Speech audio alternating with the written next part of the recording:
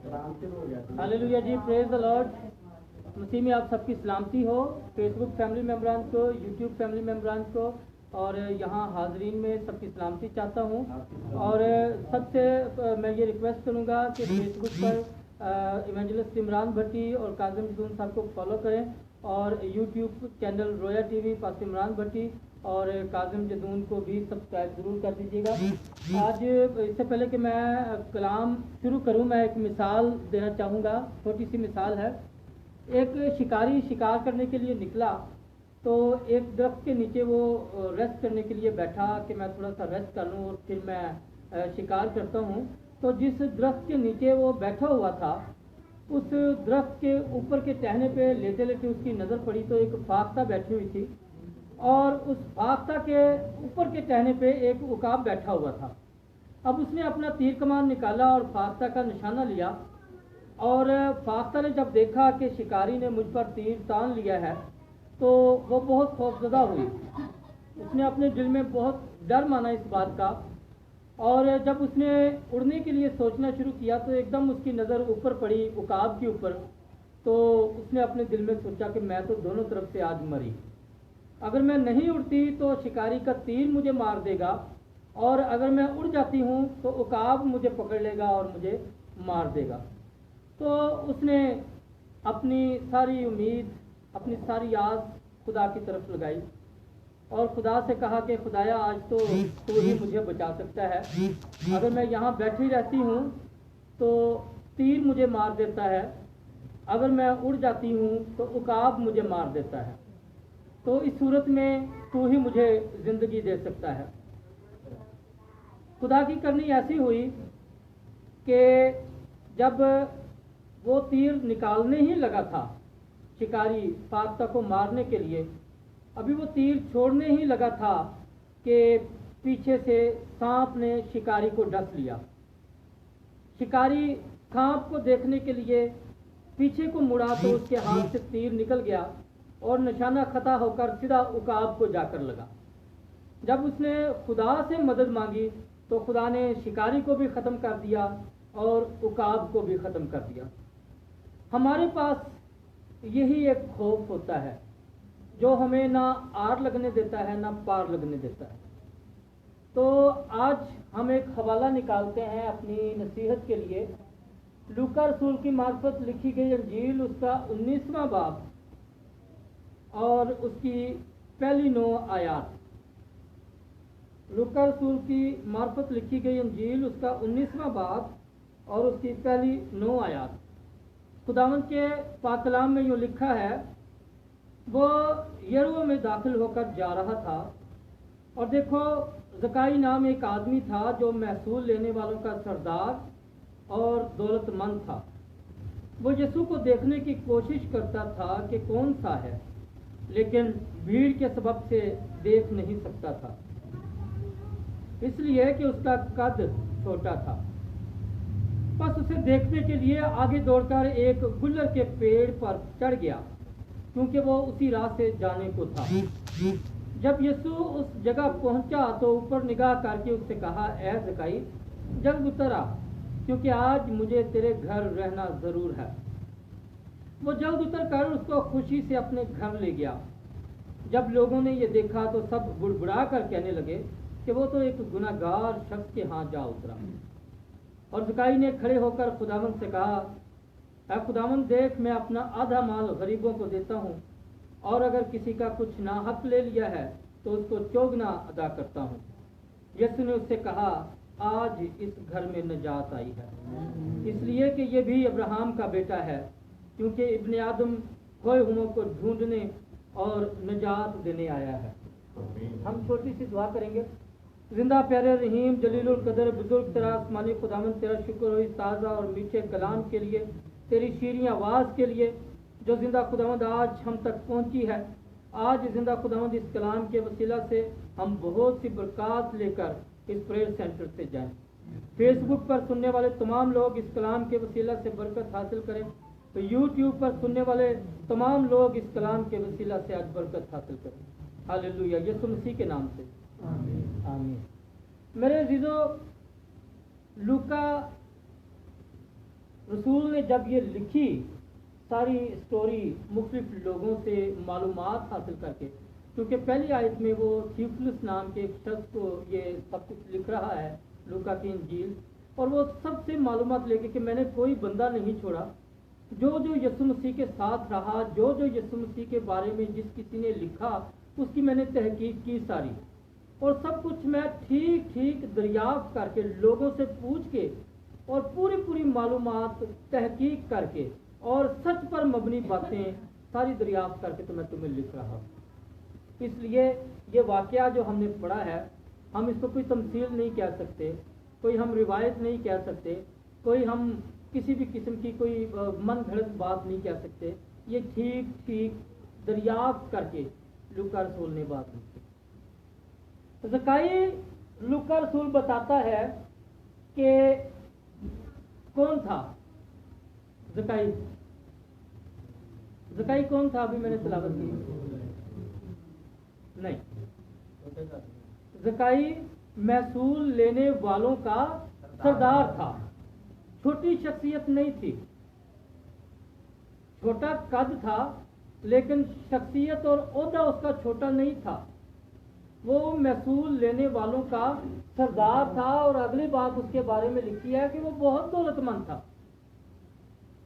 वो बहुत ज़्यादा दौलतमंद था, उसकी ज़िंदगी में कोई कमी नहीं थी, लेकिन ऐसी क्या ज़रूरत पेश आ गई कि वो दरख्त पर चढ़ गया और यीशु को देखने का मुश्ताक था, जबकि वो यीशु को जानता नहीं था, वो यीशु को पहचानता नहीं था। वो दरख्त पे चढ़ा इसलिए है कि देखे कि इनमें से जो दुनिया फिर रही है इनमें से यीशु कौन सा है।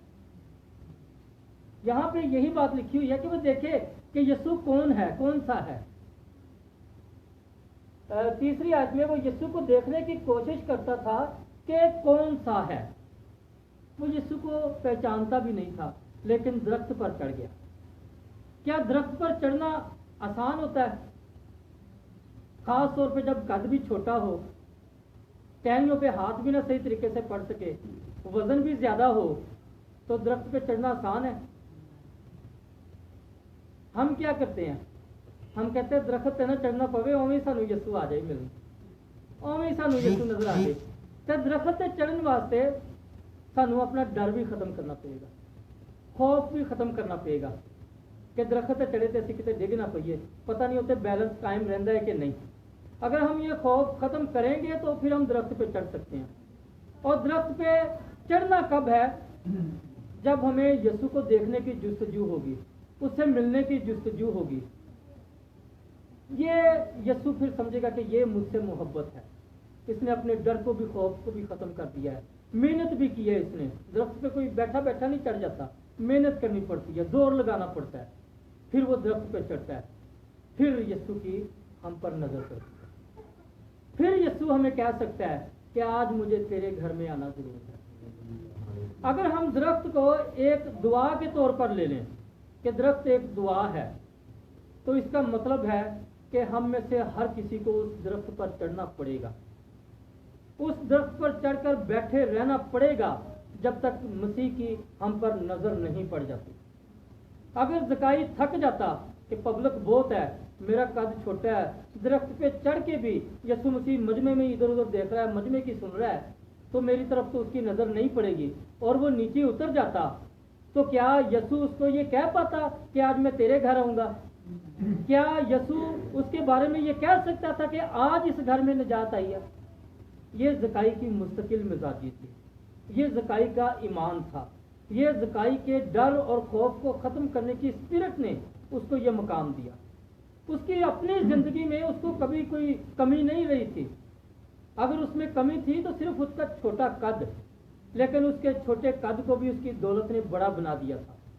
महसूल लेने वालों का सरदार होने की वजह से उसका कद बड़ा हो गया था, हर कोई उसको झुक कर मिलता था, और छोटे कद वाले को तो वैसे भी हर कोई झुक कर ही मिलता है। यह भी खुदा का एक एजाज़ होता है उसको कि हर कोई उससे झुक के मिलता है, और उसकी नज़र हमेशा ऊंची रहती है, हमेशा ऊपर होकर वो बात करता है, नज़र ऊंची करके बात करता है। लेकिन जितना बड़ा होता है उसकी उतनी नज़र नीचे हो जाती है। सदा नीविया रुखानू फल लगदा, जेड़ा झुकदा नहीं और टुट जाता। अगर बड़ा इंसान हो और मगरूरी में रहे कि मैं इन्ना पढ़ा लिखा, मैं इस बड़े उहदे ते हाँ, क्या वो खुदा के नज़दीक अपना मुकाम बना पाएगा? क्योंकि खुदा तो आजिज़ी और इनकसारी को पसंद करता है, ना वो नुमाइश को पसंद करता है। तो ज़काई ने वहाँ पर अपना ओहदा नहीं देखा, उसने अपने दौलतमंद होने को नहीं देखा। वो आम लकड़हारों की तरह चढ़ गया, वहाँ पे वो लकड़हारा बन गया। मसीह की खातिर हम कह सकते हैं कि उसने अपनी दौलत छोड़ दी, अपना ओहदा छोड़ दिया और लकड़हारे की तरह वो दरख्त पर चढ़ गया। तो फिर यीशु ने उसको वो मुकाम दिया जो नबियों की ख्वाहिश थी कि हम ये मुकाम हासिल करें। यीशु मसीह कहता है कि नबी और पैगंबर इस दिन के देखने की आस पर जिंदा थे। इब्राहिम चाहता था कि मैं इस दिन के देखने तक रहूं, लेकिन ये खुशकिस्मत है जिनके दरमियान में मैं हूं और जिन्होंने मुझे देखा है, जो मुझ पर ईमान लाए।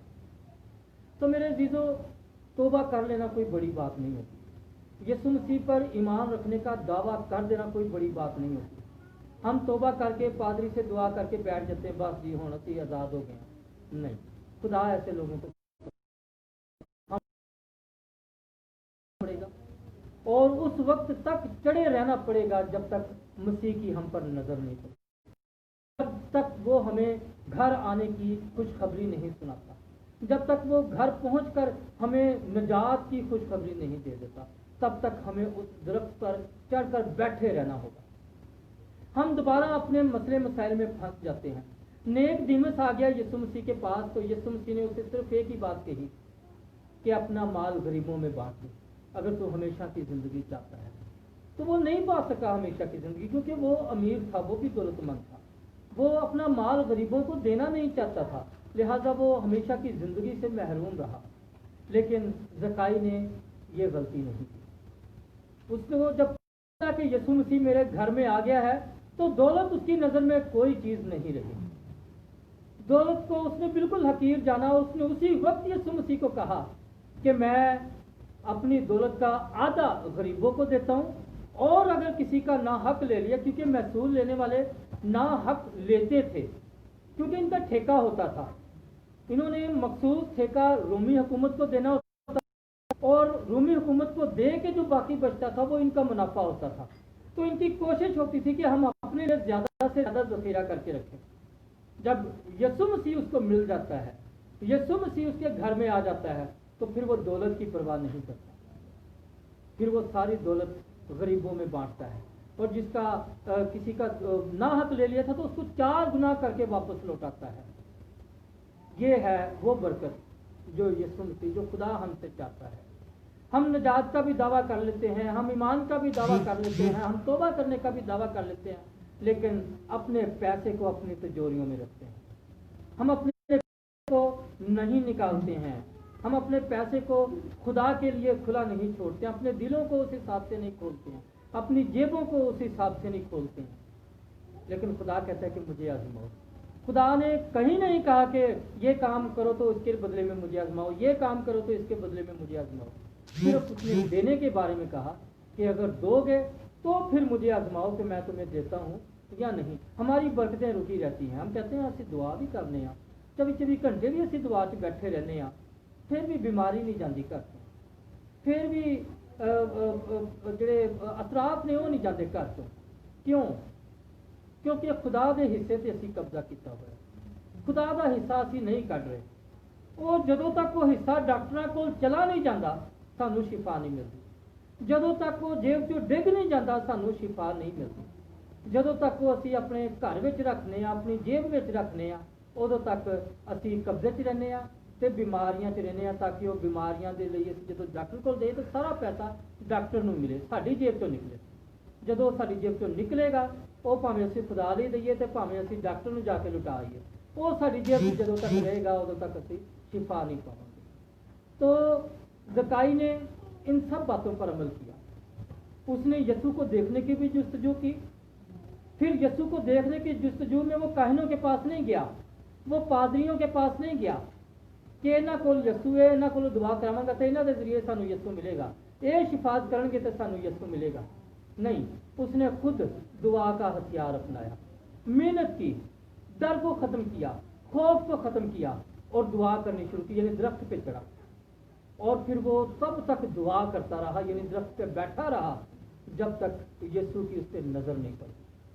तो हमने भी तब तक अपने आप को दुआ में रखना है जब तक यीशु की हम पे नज़र नहीं पड़ जाती। दुआ काफ़ी नहीं है, ईमान काफ़ी नहीं है और गवाही काफ़ी नहीं है। यीशु की नज़र करम बहुत ज़रूरी है। और जब यीशु की नज़र करम पड़ जाती है और फिर भी अपनी जेबों को तिजोरियों को बंद रखते हैं तो उस नज़र का कोई फ़ायदा नहीं है। नजात हमारे घर में नहीं आएगी।